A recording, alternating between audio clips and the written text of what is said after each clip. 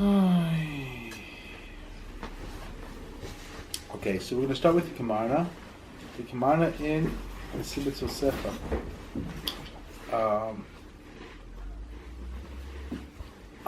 I really enjoy the Komarna. I'm sure hopefully Beshalach will also enjoy the Komarna. And he really brings out very important nikudos, these very important points. They give you a little taste of what Chassidus is about and what the Hashem way is about.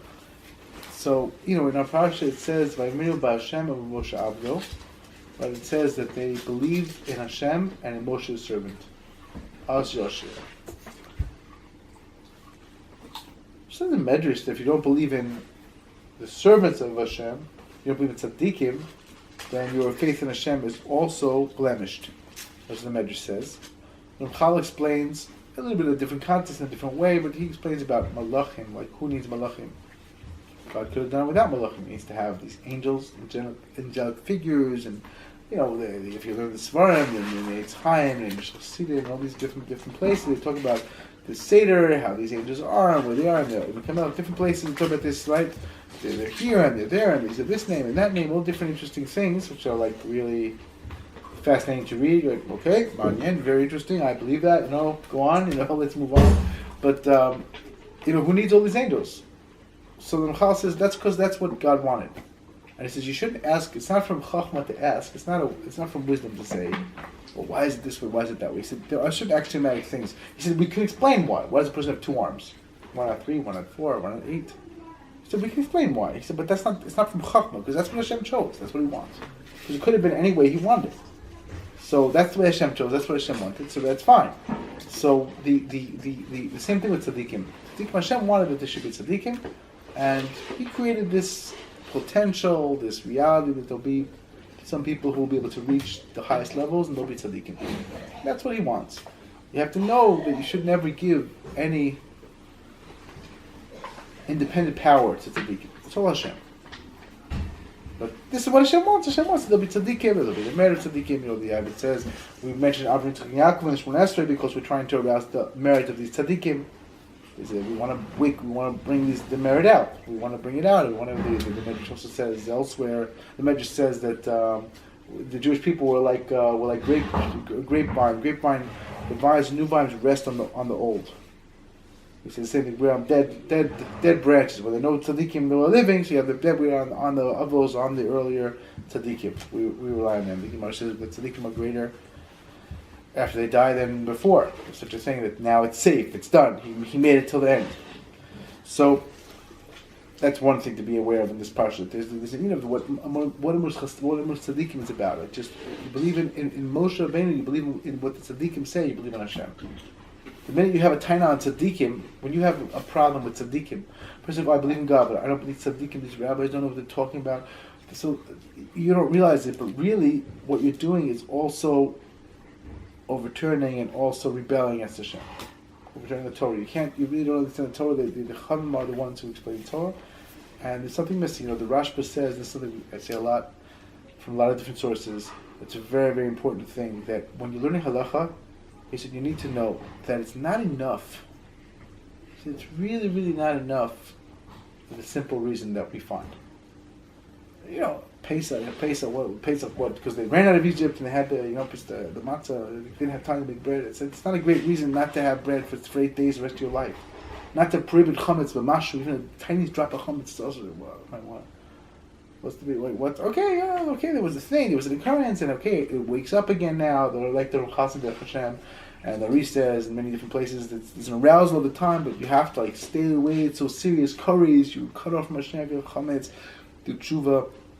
It's not a simple thing. Well, why is it so sukkah? He said, we sat in booths in the mid. We had it on covered. We had these clouds of glory, very beautiful. Why do you have sukkah? So Atam Cal brings this up, and really what it comes down to is that there are reasons that we don't understand. Like this Rashba says, there's reasons we don't begin to understand that there are deep reasons.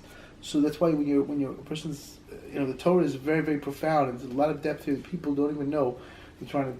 This I know better, that I know better. You don't know better anything because you don't really understand what's really going on. There's many, many, many wonderful and amazing things going on when you learn about different mitzvahs and different things. So we have to understand there's many sublime things that come out. So this is by Emunah by Hashem and Moshe Avdo, that there's a level which you're not going to understand, you're not going to know about it. It's not what you see is what you get at all.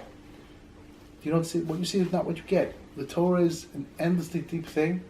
Every halacha is based on the deepest concepts and ideas and connection, and that's why a person has to be on the level to be able to know whether you can do this, you don't do this, or even the smallest things, even minhagim, even customs. You can't play with it unless you are really on the level where you're so the Shem Shemayim, you're so focused on connecting to Hashem with your Torah that you have a deep understanding of what needs to be done, or you understand what the reasons behind it is, at least on enough level to be able to know what to do. That's why this halachic process is very not simple. People think it's a simple thing. It's not simple. It's totally not what you see is what you get.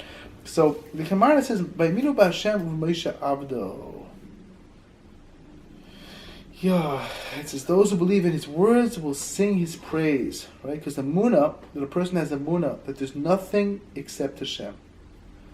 The first rule of Emunah in the world of Baal Shem Tov and the Ramchal and the Gra is that everything is from Hashem, directly from Hashem. We're speaking a little about tzimtzum, right, constriction. Really, God is everywhere, and everything. The Chaim says this, and Pashas is the building on as well, and Chal says it as well, which is that everything really doesn't exist in the highest reality. The highest reality is just Hashem. He hid Himself here, so we don't see. And like we were saying before, there's an aspect called constriction. Constriction is every person, like the Talaros brings, every person is a result of constriction. We're all challenged, and our challenge on what we do with our Bechira Chavshis, what we do with our free will, that's what's going to determine who we are, where we get to. And it's very, very precious. Every drop that we do, every little bit that we do is so precious and so important. But we have to work very hard to try to live with Hashem. At least a little bit. At least Shabbosim, at least sometime. Try, during davening, during learning, try to live with Hashem. Try to learn and connect to Hashem. Truly. That's our task. So we have to know everything as Hashem. Right? Every little thing, everything obvious to Mitzaro, so Babachir. Someone comes over to you, he bothers you, he acts like a jerk, he rips you off, whatever it may be. On a certain level, that is from Hashem. It's not from Him. Whether it's in material matters, person's trying to run after his livelihood, it's working, it's not working, it's held back, it's not going, and it's hard, and he's hoping, and he's praying, and it's not going, and it is going. That all has a heavy component. The things that hold me back are a result of tzimtzum. They are a planned fact that Hashem made things this way so that you be able to come to your life mission. You should be able to do your job, your task in the world. He said, even Yitzurim, someone bothers you, whether it's in Gashmias, and a person he's competing with you and trying to get your panos, and he's making things difficult. Right? He's doing business, he's taking your customers, whatever it may be. Right?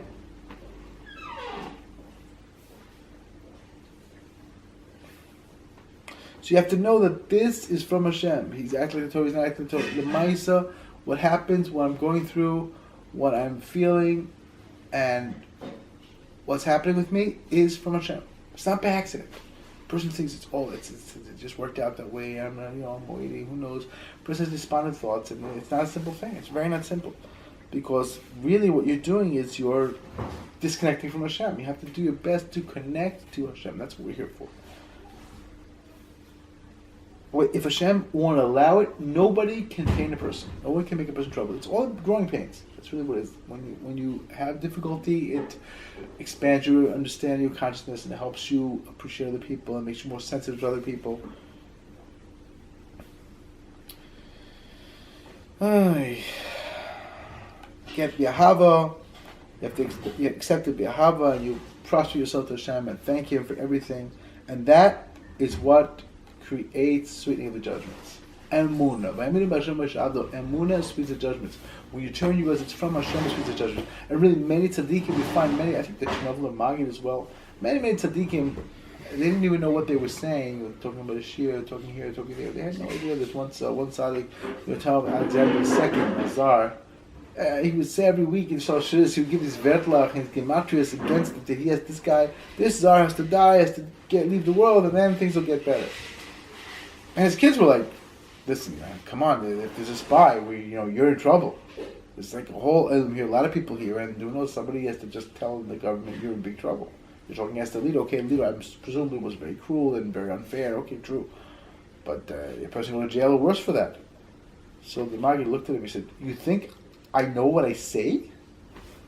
I don't know what I say. I just connect and then it just comes down. I don't know. I have no idea what I say. What can I tell you? These are the words I have to say. And shortly thereafter, this king actually did leave the world. So, there's an Indian of trying to connect to the moon, trying to I want to be guided by Hashem. And there are many, many, many, many levels to this. One level, a person who doesn't even know what he's saying, what he's doing, he respect to Hashem, remember Hashem.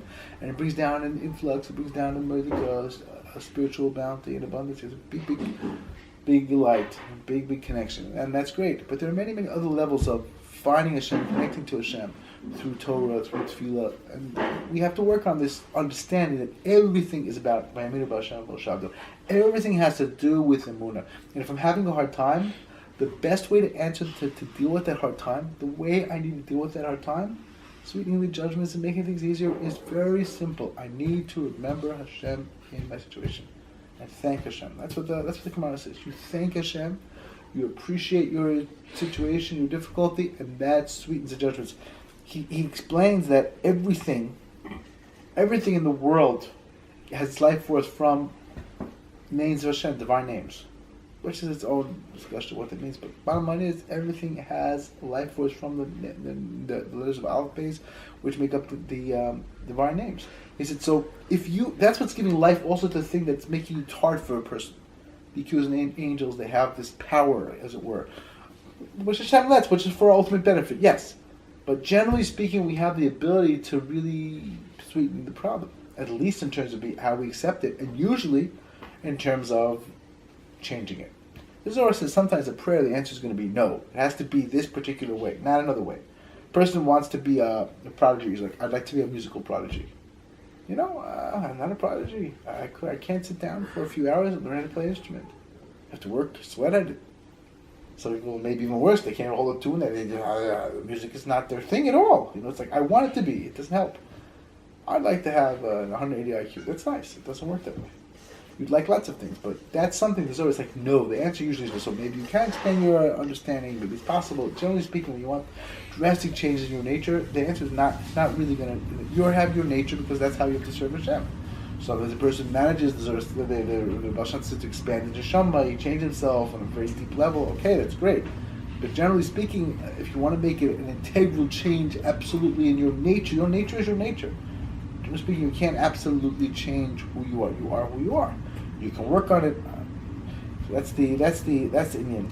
So everything has to do with Emunah. We have to stay focused on Emunah. We have to know that everything's from Hashem, and to remain attuned to spiritual reality. Remain attuned to understand that everything is Hashem. And the minute a person really appreciates this, he really feels this in the deepest places, everything changes. Everything completely changes. Everything turns around. And he's living a life when he has connection. He's living a spiritual, different kind of life. This is our goal. It's a lifetime goal. It's not in a second, because you want, like the Rebbe says, and Chatzkel Lebishtin would say, the Rebbe says, or Nachman says, when you're fighting your friend, you're in a fight, you're wrestling with someone, right? And you start fighting harder, he doesn't say, oh, well, you're fighting harder, that's it, I'm done. He fights harder too. He doesn't want to lose.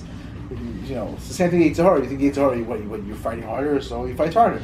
Chatzkel Lebishtin also, he said, what do you think? Because you're gonna, if I remember right, because you're fighting harder, he gives up. He doesn't give up.